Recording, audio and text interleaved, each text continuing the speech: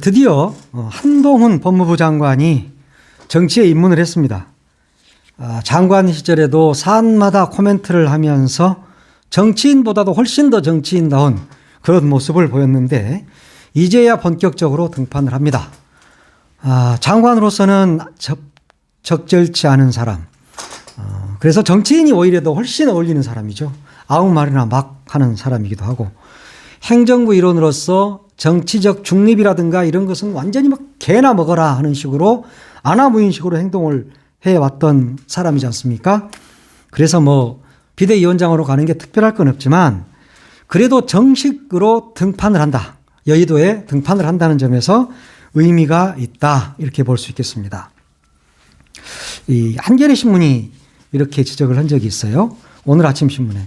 역시 한동훈 장관이 김건희 특별법이 악법이고 명품백 수수 의혹은 공작이라고 발언한 것을 놓고 이처럼 노골적으로 김 여사 비호에 나설 거면 장관인지 정치인인지 거치부터 분명히 해야 한다. 이렇게 한겨레 신문이 오늘 아침 신문에 났던데 이제 정치인으로 거치 표명을 분명하게 했네요. 이제 정치인 한동훈 국민의힘 비대위원장이 됐습니다. 뭐 이미 정해져 있는 절차 아니었습니까? 아니 용산이 결정하면 되는 건데 그걸 국민의힘에서 당협위원장들 이야기를 듣느니 원로의 이야기를 듣느니 하면서 꼭 민주적 절차에 따라서 하는 것처럼 국민의힘이 절차를 밟는 것 같더라고요. 근데 언제 그런 절차가 필요 있었습니까? 아니 김기현 대표 할 때는 절차가 필요 있었습니까? 그냥 절차가 있는 척 했을 뿐이고 나머지는 다 중간에 그냥 싹 다 모가지를 쳐버린 거잖아요. 나경원이 치고 유승민이 치고 안철수 치고 이러면서 김기현이 하나 놔두고 온 건데요.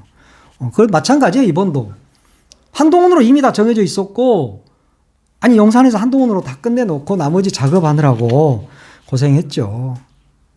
국민의힘 국회의원들도 참 고생이 많으십니다. 그래요. 하여튼 원로라는 분들은 한동훈을 이순신 이렇게 비유를 했더라고요. 그러면 이순신 장군께서는 위대한 영웅이죠. 그러면 그 군주는 누구였습니까? 그때 당시. 선조. 조선시대 최악의 군주. 선조 아닙니까? 지금 그러면 윤석열은 선조입니까? 거기에부터 답을 해야 되는 거 아닙니까? 지금 이순신 장군이 누구를 위해서 나가는다는 겁니까? 용산을 위해서요? 국민의힘을 위해서요? 이순신 장군이? 제발 비유를 정치인들은 아무 말이나 막 비유를 하죠. 그래가지고 그게 말을 잘하는 것처럼 요리 맞추고 저리 맞추고 깐죽대고 조롱하고 이런 식으로 정치해온 거 아니에요. 그러니까 이순신 장군까지 나오죠. 그 나이 드신 분이 그 연세가 그쯤 되시면 정신 차리셔야지. 자기 당에 대해서 잘못 가면 꾸중도 하고 이러는 게 원로지. 그걸 쬐까는 아이 깐죽이 하나 오는데 그걸 이순신 장군 이야기하고 운운하고 합니까?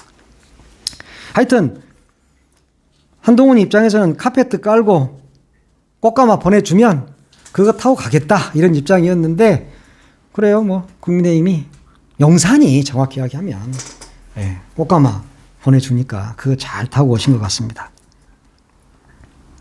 한동훈 장관이 법무부 장관 하면서 한 일이 뭐죠?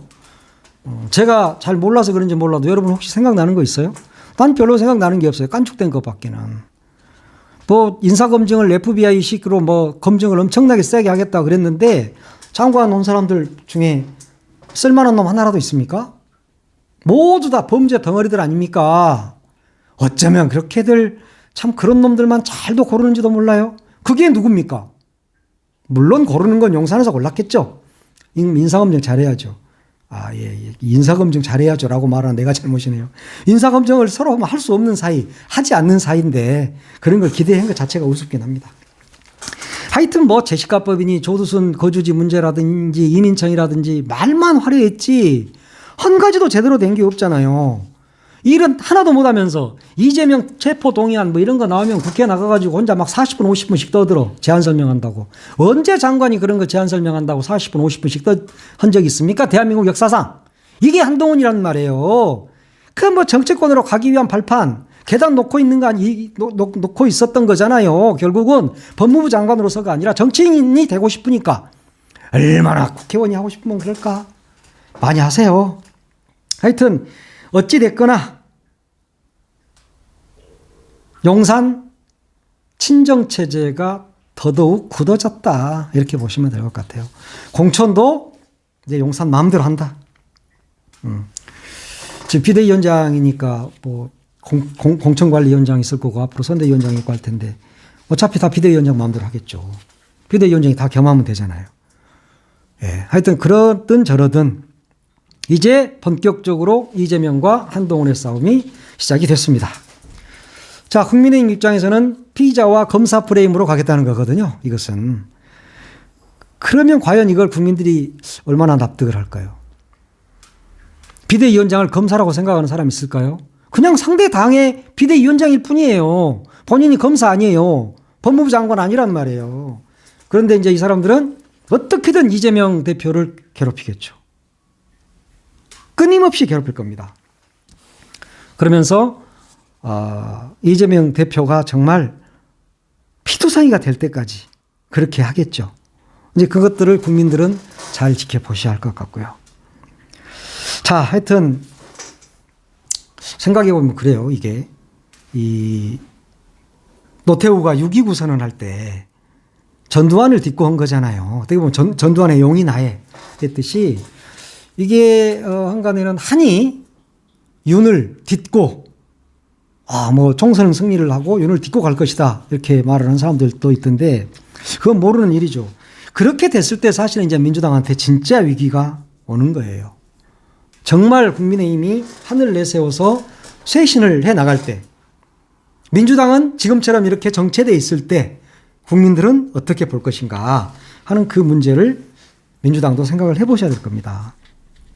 한동훈 앞에 놓인 과제는 많이 있죠. 자, 먼저 김건희 특검 어떻게 할 것인가 하는 부분이 남아 있고요. 지금 밖으로 막 거의 뛰쳐나가다시피 한 유승민, 이준석을 어떻게 품어안을 것인가 하는 그런 문제. 또 세 번째는 윤석열 대통령과 각을 세워서 아까 말한 대로 노태우가 전두환을 밟고 가듯이 그렇게 할 수 있겠느냐. 그건 안 될 겁니다. 검사 동일제 원칙. 이제까지 평생 꼬붕으로 살아왔는데 그게 가능하겠습니까? 저는 안 된다고 보고요. 유승민, 이준석, 이건 잘 모르겠어요. 그건 정말 오리무중이죠. 김건희 특검과 관련해서는 이미 엊그제 밝힌 바가 있습니다. 그건 악법이다. 이렇게 이야기했기 때문에 너희들 아무리 그래봤자 거부한다, 우리는. 이렇게 해서 거부하고 가겠죠.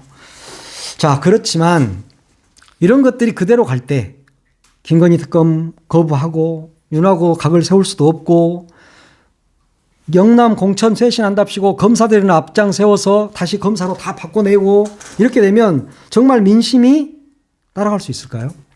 그 점 좀 생각을 해봐야 될 문제 같습니다. 민주당에서는 며칠 전에부터 계속 그런 이야기를 한 적이 있어요. 한동훈이 나오면 땡큐다. 뭐 한나땡 뭐 이랬는데 진짜 한나땡일 수 있을까요? 저는 민주당이 위기라고 보는데요. 이낙연 전 대표가 이렇게 세게 나온 이유가 뭘까요? 한동훈 비대위원장이 들어서기 직전부터 지금 그런 거잖아요. 그럼 왜 이게 동시에 터져 나왔는지를 우리는 생각을 해봐야 됩니다. 결국은 이재명을 포위하는 거거든요. 이낙연과 한동훈의 공동 작품일 가능성도 있다라고 저는 봅니다. 이렇게 말하면 이낙연 전 대표 측에서 막 명예훼손이라고 난리를 칠 것 같아서 좀 겁이 나긴 하는데 하여튼 저는 뭐 어차피 평론하는 입장이니까 이낙연 입장에서도 이재명을 제거해야 희망이 있는 거잖아요. 다음 대선에. 한동훈 역시 마찬가지죠. 이재명을 반드시 제거해야 될 장애물이란 말이에요. 한동훈 입장에서 보면. 그러면 이 두 사람은 공동의 목적이 있어요. 오월동주죠. 이낙연도 이재명을 반드시 쳐야 되고 한동훈도 이재명을 반드시 깜빵에 보내고 싶은 거예요. 그렇게 해서 끝장을 내고 싶은 거죠. 뭐 한동훈의 속셈은 뻔한 거잖아요. 송영길 이제 구속됐고 송영길 구속 전에 이재명을 반드시 구속을 시키려고 했는데 그게 마음대로 안 됐단 말이에요. 그건 안 됐고 송영길은 구속이 됐고 그런데 앞으로 또 이재명을 계속 기소하고 그러면서 구속을 하려고 하는 시도를 할 거고 이렇게 되면 어떻게 됩니까? 민주당은 이제 파렴치한 정당이라는 프레임에 갇히게 되는 겁니다. 한동훈의 특기가 뭡니까? 깐족 대왕이잖아요. 깐족 대마왕. 완전 깐족이. 나도 진짜 60 몇 년을 살았는데 이렇게 깐족된 놈을 처음 봤거든요. 이런 놈이. 와, 정말 깐족돼도 적당히 깐족돼야지. 정말 옆에 있으면 송영길, 지금 구속돼 있는 송영길 전 대표가 그랬죠. 물병을 확 때려버리고 싶다. 뭐 이런 이야기를 했었는데, 이제 어찌됐건 이 깐족 대마왕은 끊임없이 이재명 대표를 저격할 겁니다. 이것을 어떻게 방어해 내느냐 하는 것이 민주당이 사느냐 죽느냐의 문제이기도 할 겁니다. 어찌됐거나 한동훈 비대위원장이 새로 들어오면서 국민의힘은 엄청나게 변화할 겁니다. 민주당 입장에서는 야, 저건 변화도 아니야. 뒤로 가는 거야. 쇄신도 아니야. 윤석열 아바타야. 영남 애들 다 빼내고 검사 뭐 다 집어넣으려고 그럴 거야. 이렇게 비난만 하고 비판만 하고 있다고 될 일은 아니에요. 이 사람들이요, 그렇게 미련하고 멍청한 자식들이 아니에요.